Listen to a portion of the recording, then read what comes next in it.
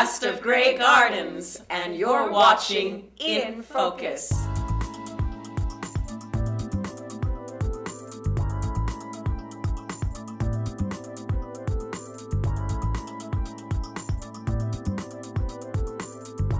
Welcome to In Focus with Eden Lane. Tonight we return to the Vintage Theater for their second musical production, Grey Gardens, which is based on a documentary of the same title. It is the unusual story of Jacqueline Kennedy's aunt, Edith Bouvier Beale, Big Edie, and her daughter, Edith, Little Edie, and follows their fall from a life of privilege to one of squalor. I begin with Craig Bond, the director of this ambitious project. I really appreciate you coming in early today on your matinee day to talk to us about your wonderful new production of Grey Gardens, the musical, the regional premiere of this production. It's an exciting project. So how did this happen? I saw Grey Gardens in New York, the original production with Christine Ebersole, and it was just magnificent. I felt compelled to bring it to Denver. This is a gorgeous love story of these two ladies. They're the central characters, and it's just something where, as a director, I knew I wanted to bring us into a musical drama as opposed to a musical comedy only. Which is why they now, most people say musical theater as opposed to musical comedy now. Right, right. And their relationship and just the broad themes of the piece of love and the codependency, I felt we had to do justice to it and to show both sides of their characters equally. So of course it was Christine Ebersole, really, it was so amazing to watch her play this role.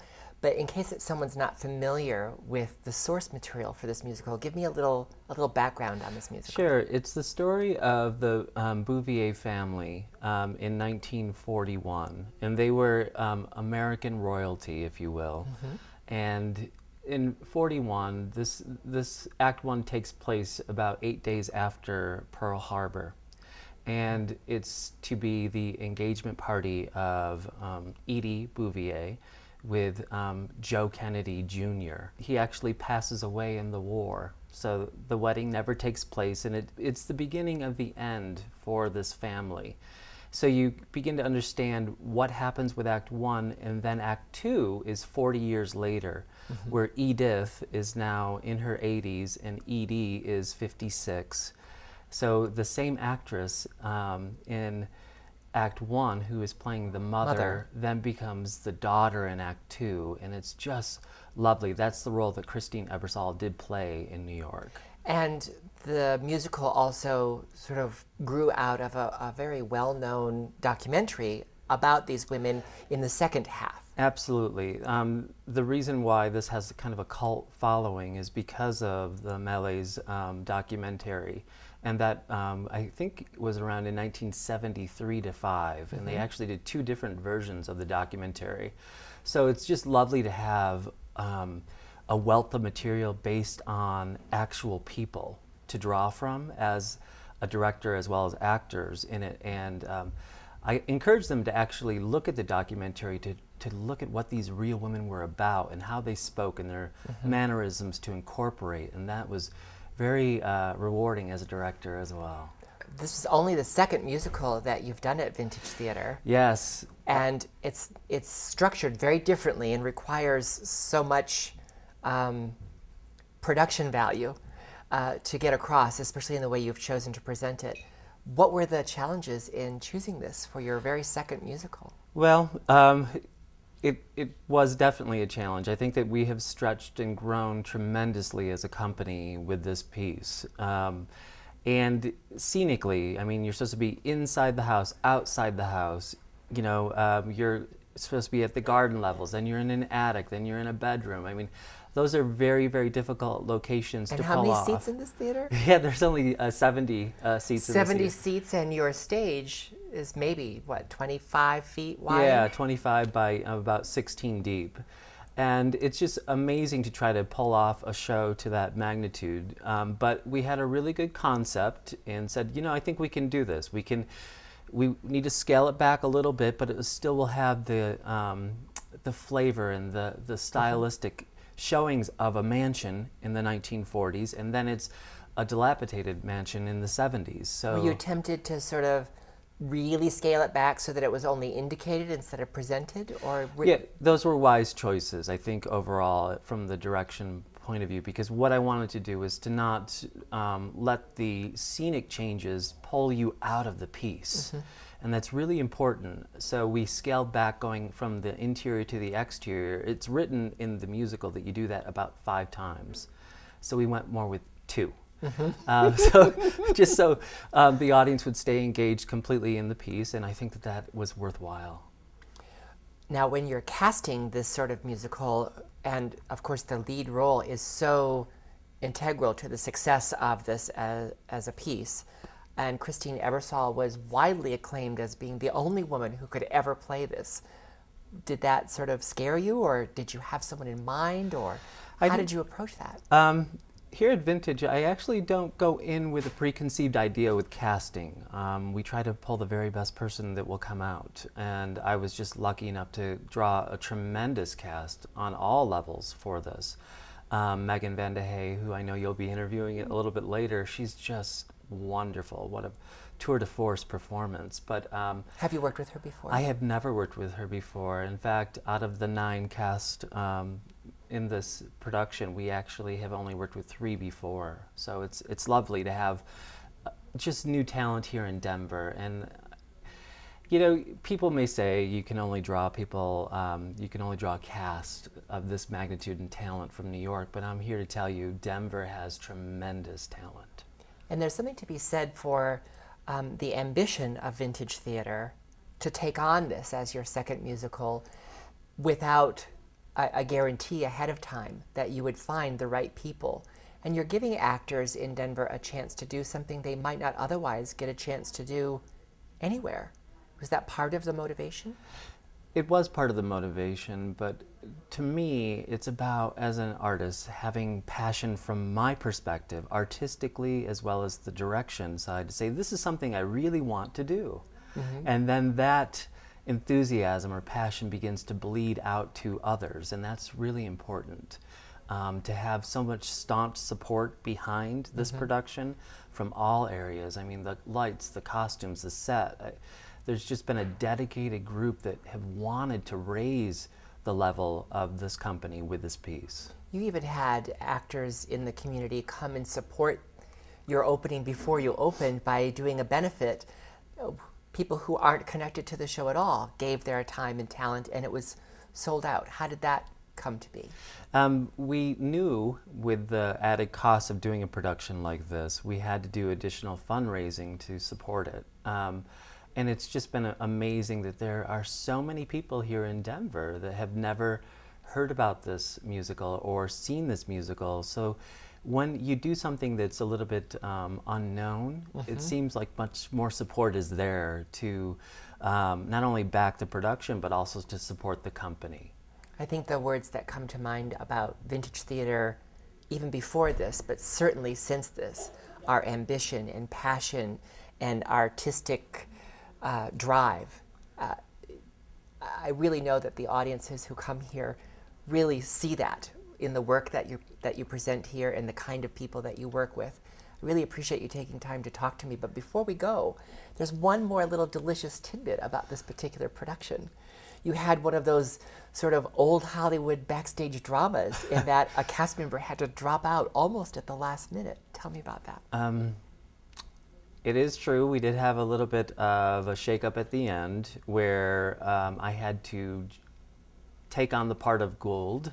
So I'm actually in the production, and so costumer, director, artistic director of the company, and now company member for this production. And that can be nerve-wracking, quite honestly, not only for me, but also for the castmates, because suddenly, you know, you still want to have direction. You still want it at the very end, especially that last week to say, how does this look?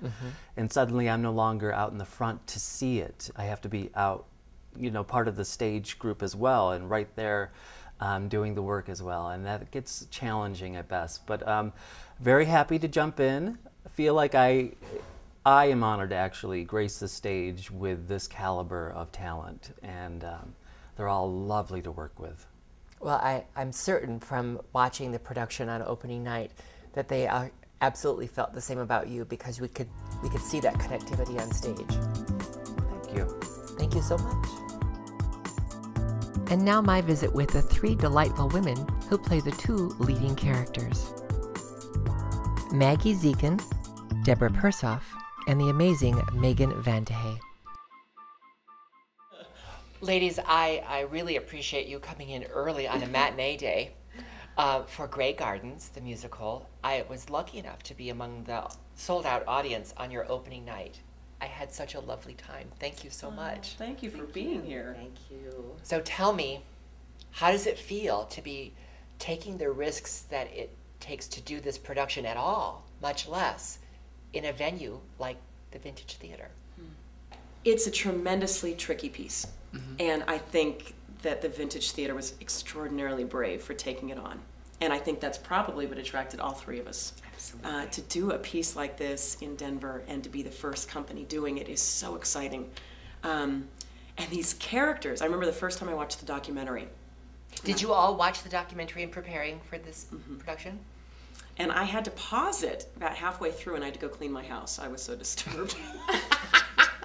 And then I started up again and I watched it again. But they are like a traffic accident that you just, you know that you're going to hold up traffic if you stop and you look at it, but you cannot help but just take in this horrific accident of these women. You can't help but stop and look at them. And I think they are fascinating women who have such strength and beauty and ugliness all at the same time. And need. And You know, it's intriguing to know that we're going to enter a production where, in this case, 3 become 1. Because they are all revolving around the same persona and soul and dependency and love.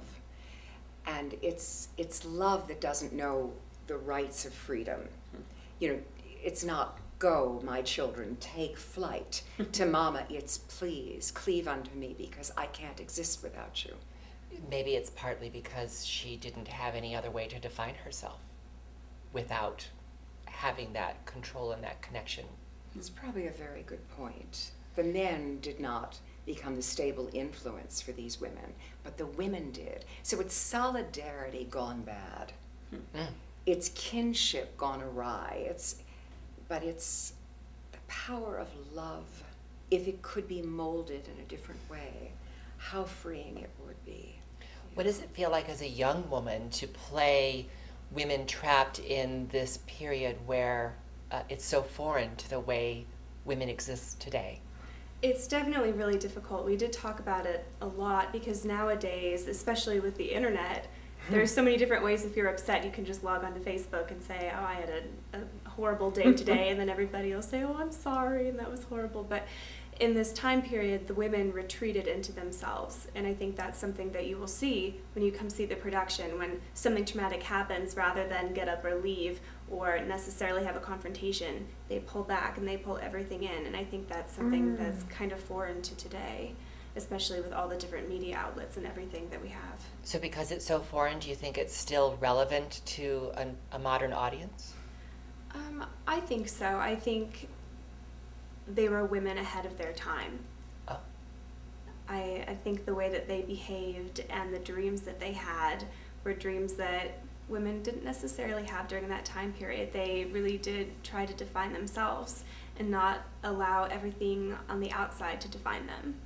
They had personal goals for themselves that they were always working towards. So I think despite the fact that they do react in a typical period way, it's still something that people are going to see and latch onto because everybody has a dream.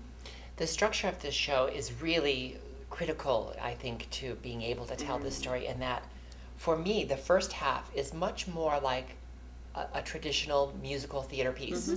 Not a musical comedy necessarily, although there are those elements, but it's definitely a traditional musical theater piece. And the second act is not. No, not at all.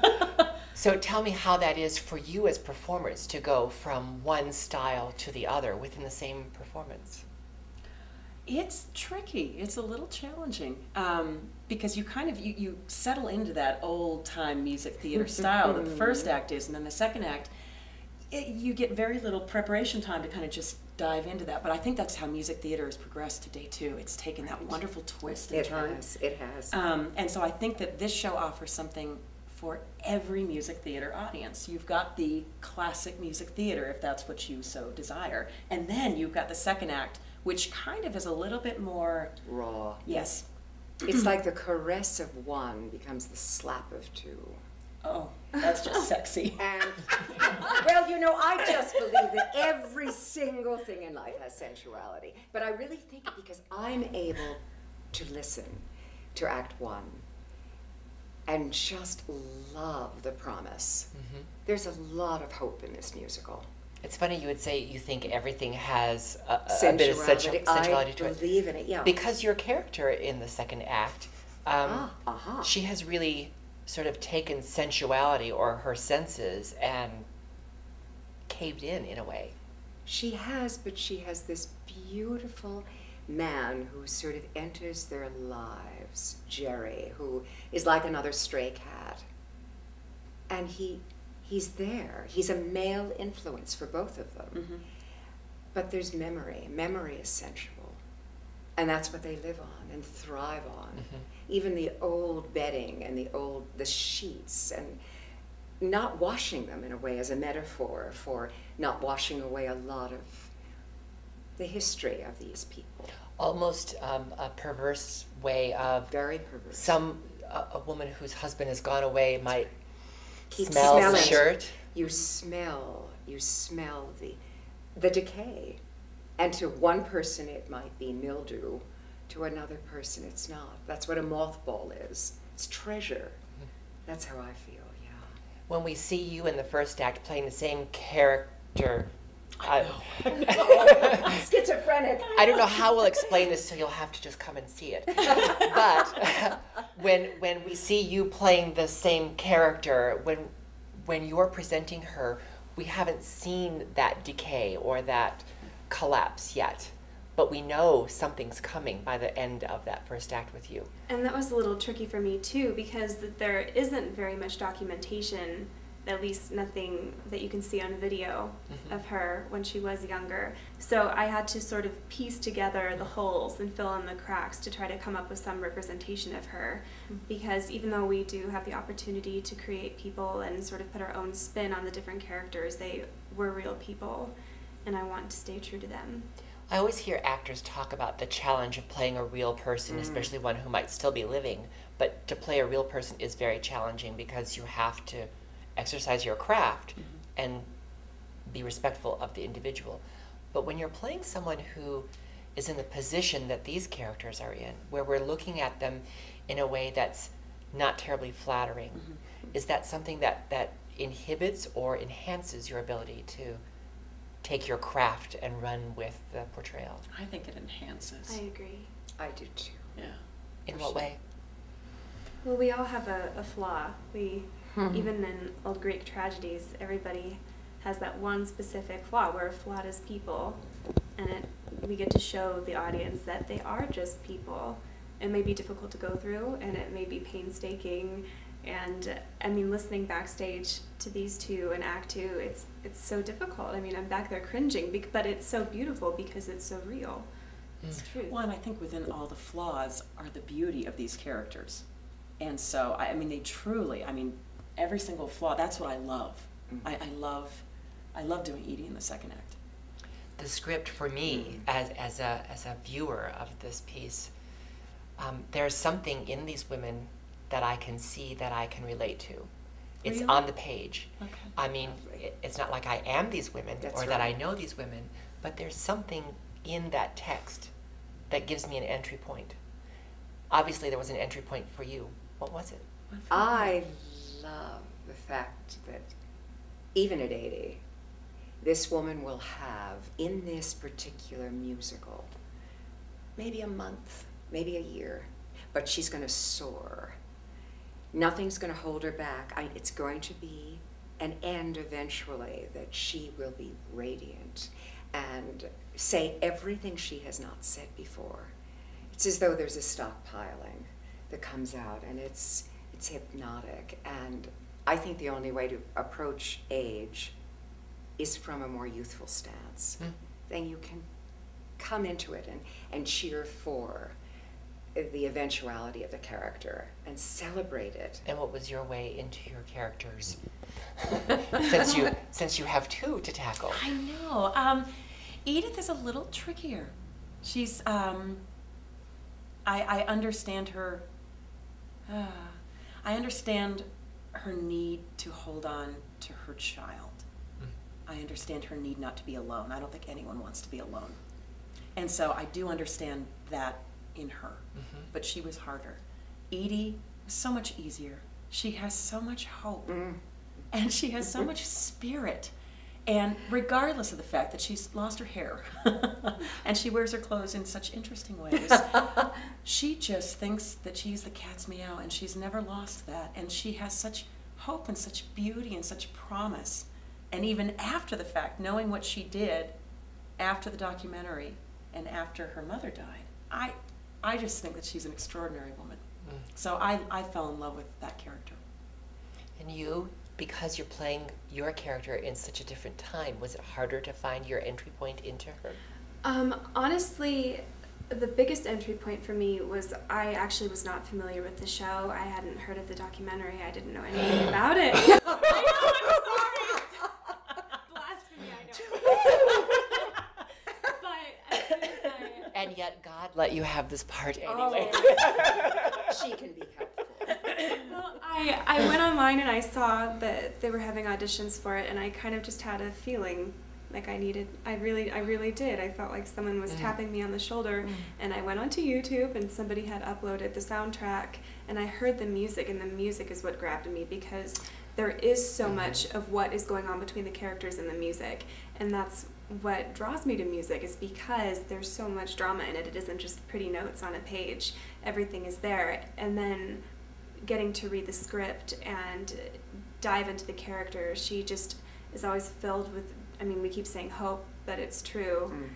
And she's filled with all of these dreams for the future. And what I love about her is, even though all these horrible obstacles are thrown at her nonstop the second she steps on stage, even though she loves her mother tremendously, and in real life she really did, she wrote in her diary that her mother was her great love. She had two loves. One was her mother, and she said her other love would buzz for a boy, but no matter what happens, she fights to the very end. And I love that about her, that she's a fighter and that she never gives up, and I find that very inspirational. In case the audience hasn't figured it out, you play both of these women. I do. At different stages of it's their... exhausting. I know. On a younger day. On a younger day. So obviously we can tell you've developed a collegial relationship. Oh, absolutely. It's even more than that. It's like breathing the same breath. You know, I can feel with Megan especially, and again, I wish I had my young girl. There's just, I can feel the rise and fall in her chest even. And she allows me to breathe with her, and that's very sacred on stage, I think, to have that kind of trust. And we know, no matter what happens, we're together. And because this is so intimate, that trust has to be given over to the audience There's as well. nowhere to hide. And I'm certain that you can see us, Oh, yeah. but we don't know that you can see us. There are moments of real, even though I know the outcome of this show, there's a moment near the end where I'm willing a different outcome. Even though I know what's going to happen, I'm so close to you and I can see what's happening internally. I'm willing a different outcome.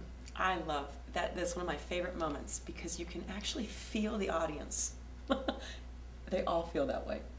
And they can feel with every step that you take forward, you can sense where they want you to go, and you can hear the gasp when you don't. And that's, who doesn't love that? I mean, that's one of my favorite things about theater. I have to say I agree. And it's very different than having a removed experience, because it will be different for every single audience, because they're joining you in that trust that you have together. Yes. Since we're talking about favorite moments, is there a piece of music that speaks to you the most, or that's your favorite? I love the duet at the end. Yeah, Where that's you my favorite. sing so Oh, stop. It's true. I No, can't stop being rapturous about the ability of these two women. I love the connection of the two women, though, and I love what they say, and I love that piece. That piece to me captures every single bit of, from her youth to her current age. Is there a song that is a highlight for you at the moment? I actually really love the two pieces I get to sing with Megan, because I have so much joy having the chance to learn from both of these women, but getting to share the stage with Megan, it has just been such a fantastic learning experience for me, and I'm so honored. And getting to perform with her and sing with her and be these women together, like I said, for Edie, she always goes back to her mama. So. And we know from seeing you at the gala, if we haven't seen you anywhere else, that you're a saucy musical comedy vamp as your own. She said vamp, not tramp. She said vamp, not tramp. So this is a very different show for you. Is there a musical moment that sticks out for you? Well, I love the duet, and I think I have to say, Jerry Likes My Corn. There's such history. It's as though you take all of Big Edie's life and you just put it on a kernel. It's about loving and memory and lingering, and another man can be served by her who probably won't leave. And so I can also say so much to my daughter through the song. It's a wonderful piece on so many levels. I have to say, I think this entire piece is really wonderful. I'm so delighted that the Vintage Theater has taken the ambitious task of mounting it and including you ladies. I really enjoyed it. Thank you so much. Thank you. Thank you so much. Happy Sunday. And if you want to make sure you don't miss Grey Gardens, just log on to the Vintage Theater's website and get your tickets right away. Thank you. Oh, Edie, can we just keep talking? I don't see any. That's all for this edition. Remember to join us on Facebook and Twitter. With all that Colorado has to offer, we're here to help you keep it in focus. Thanks for watching. Good night.